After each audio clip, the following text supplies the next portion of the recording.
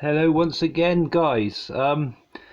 Today I want to do a review on WWE Royal Rumble 2021 Blu-ray.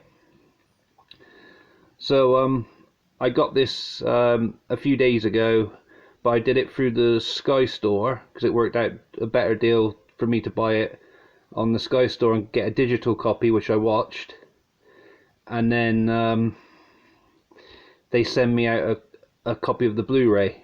So I paid, I think it was $17.99 in total for that deal. Yeah, I'm happy with it. Obviously, I've opened it up, I've unsealed it to watch the extras to add to the review for this. So let's start off with looking at the case then, the cover art and everything, and then we'll go over the matches and everything as usual. So they've gone for like a DC Marvel comic kind of rip-off look. So you got Roman Reigns there, Kevin Owens, Asuka, Bianca Belair, Randy Orton, AJ Styles, Kofi Kingston, I think that is, and that's Drew McIntyre, and Charlotte Flair. So yeah, this is a 12 certificate here in the UK.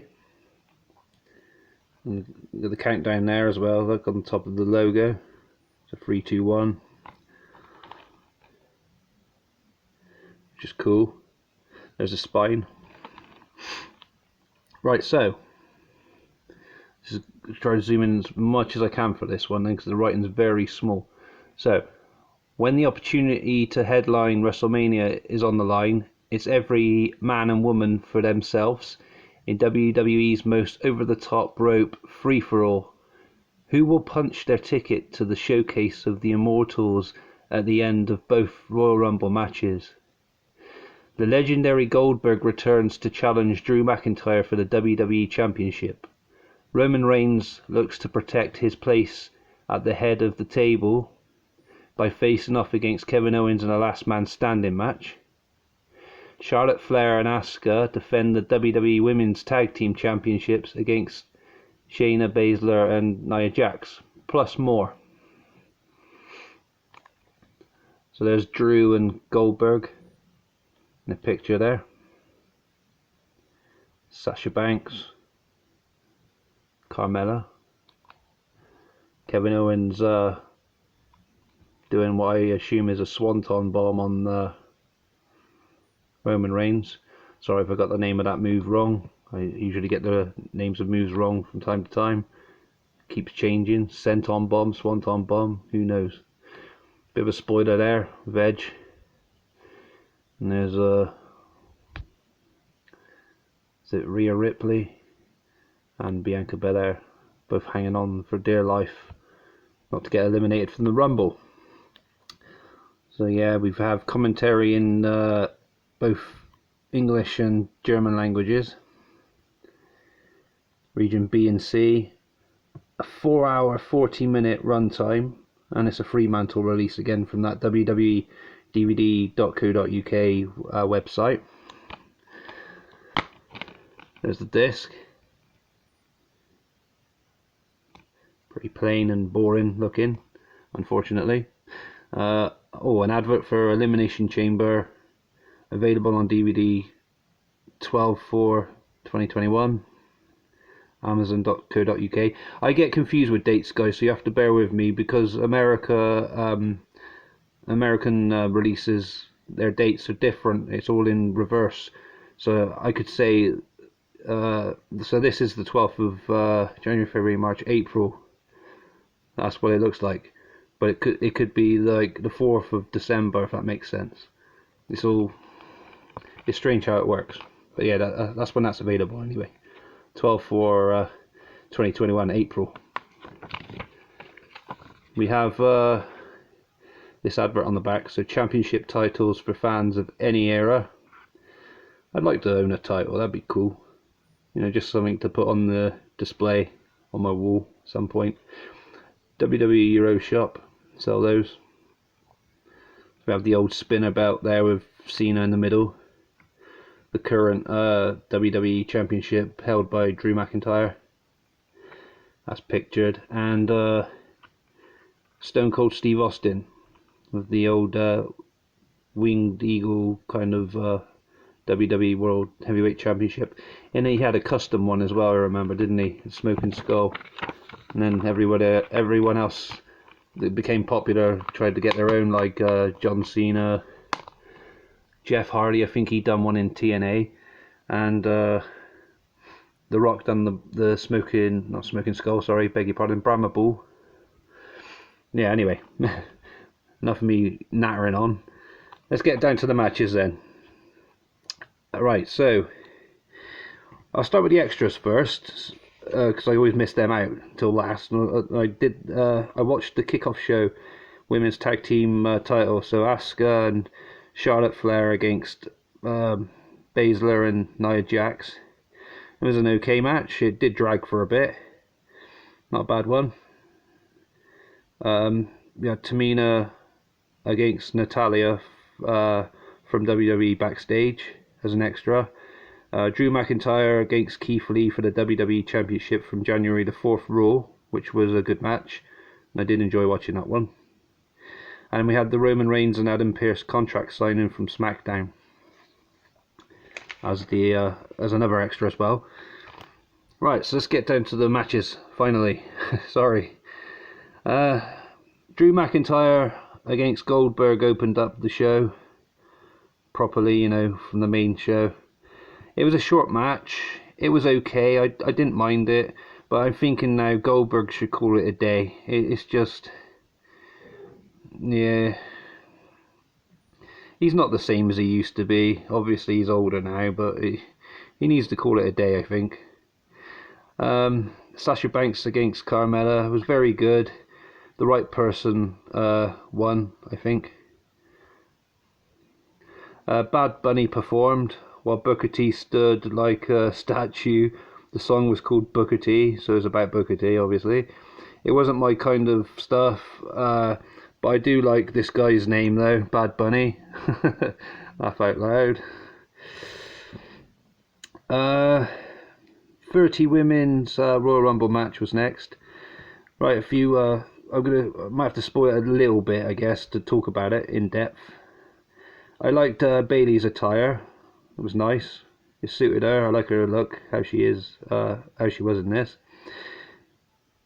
And wow, Bianca Belair's hair is just ridiculously long. It's cool, but very long. I enjoyed Shotzi Blackheart's tank entrance. That was pretty cool. Shayna Baszler, she looks badass. She did in that tag match earlier in the night, but she just looked dominant. It was good to see some of the old legends from the past return for this, as always with Royal Rumbles. So we had Victoria, she showed up. It's good to see her. And then Charlotte Flair calling herself the Queen, really? I don't seem to think so, but a lot of other people probably won't agree with me on that one, but it's just my opinion. Ruby Riott and Rhea Ripley seem very similar because of they're sporting this kind of rocker kind of look, like punk gothy kind of look, and obviously their initials RR, so they got a bit confusing, but I can see obviously Rhea Ripley's a bigger, more muscular woman than Ruby Riott. It's going to take a lot of getting used to not to get them confusing for me, because as I said, I'm quite new to watching WWE again in recent years now, with all these newer ones. New to me, but old to you guys. Some of you guys, I don't know. Alicia Fox pinned R-Truth for the 24/7 championship during the Rumble, which was quite funny, only to lose it a few minutes later back to R-Truth. That was fun to watch during the match, just coming in randomly doing that. Yeah, and as I said, there was lots of legends like Jillian Hall and Victoria that showed up. Naomi had a good run, I thought. bless her. She deserved a bit. She deserved something better than what had happened for the outcome she had. I didn't agree with the winner. A lot of people probably slate me for saying that, but there were other women, including Naomi, who deserved that more than the winner. And then there was like the announcer Pete Rosenberg. He became the 24/7 champion after pinning R-Truth in a little segment after this. That was quite funny. That made me chuckle. Roman Reigns against Kevin Owens. It was a good match, but let down by a handcuff botch. They tried to hide it and didn't do a good job of it. Yes, anyway. It was good. It was a good match apart from that. It kind of let it down. Then we had the 30-man Rumble. So Edge was in at number 1. That was interesting. The commentators mentioned that young superstars are complaining about legends returning to steal their spotlight. I can see their point of view in that, but my opinion on that is, if you watched the Attitude Era like I did growing up, the gimmicks were more interesting then. They actually had character and personality.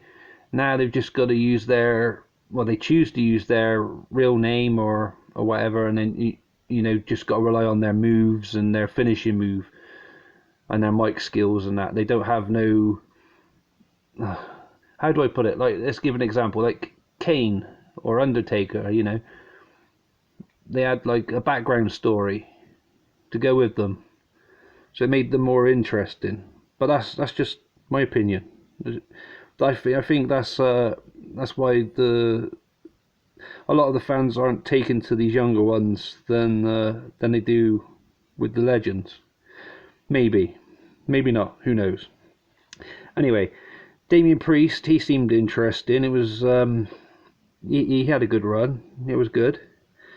It was good to see Kane make an appearance as well, even though it was short-lived. Edge and Christian reuniting, that was really fun to see for me. Really exciting. Yeah, so, and obviously you know the winner because of the spoiler on the back. Sorry about that, guys. Stupid that they do that. So the women's rumble I preferred to the men's one. That was more entertaining than I thought. So overall, I'm going to give this one an 8 out of 10. Yeah, it was a really good Royal Rumble. Yeah, so let me know in the comments below what you guys thought of this one. This is the first Royal Rumble I've watched in a very long time. Yeah, so, and also, if you get a chance, please like the video, and by all means subscribe. I'll be happy with that. Thank you very much for your time today. Take care of yourselves. Peace.